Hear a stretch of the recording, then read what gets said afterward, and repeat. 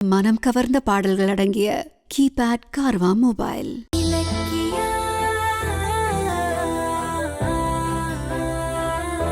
இலக்கியா பிரெக்னெண்டா இருக்காங்க அப்படிங்கிற நியூஸ கேட்ட உடனே அஞ்சலி, பைரவி, தாட்சாயினி இவங்கெல்லாம் சேர்ந்து ஒரு பிளான் பண்றாங்க. எங்க இலக்கியாவுக்கு வாரிசு வந்து இந்த வீட்டோட மொத்த ராஜ்யமும் அவளுக்கு போயிடுமோ அப்படின்னு பயந்த அஞ்சலி தாட்சாயினி கூட சேர்ந்து இலக்கியாவோட கருவை கலைக்க பிளான் பண்ணி அதை சக்சஸ்ஃபுல்லா செஞ்சு முடிக்கிறாங்க. ஒரு கட்டத்துல எல்லா உண்மைகளுமே தெரிய வர இலக்கியாவும் கௌதமும் சும்மா இருப்பாங்களா? SSKவோட ஆபீஸ்க்கு போய் தாட்சாயினிக்கு சும்மா லெஃப்ட் ரைட் கொடுக்குறாங்க.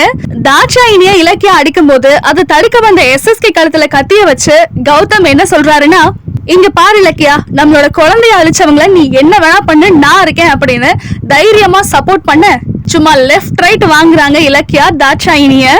ஆசாசையா கௌதமும் இலக்கியாவும் பிளான் பண்ணி வச்சது எல்லாமே இவங்களால கெட்டு போனதால இலக்கியாவால தாங்கிக்கவே முடியல.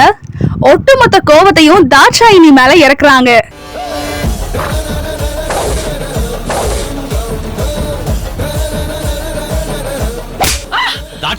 தாட்சாயினி நம்ம குழந்தைங்க இறக்கம் இல்லாம கொன்னவ. அவளுக்கு உன் கையால என்ன தண்டனை கொடுக்கணுமோ கொடு. இதுக்கப்புறம் என்னாச்சு? அஞ்சலிய சும்மா விட்டாங்களா இலக்கியா?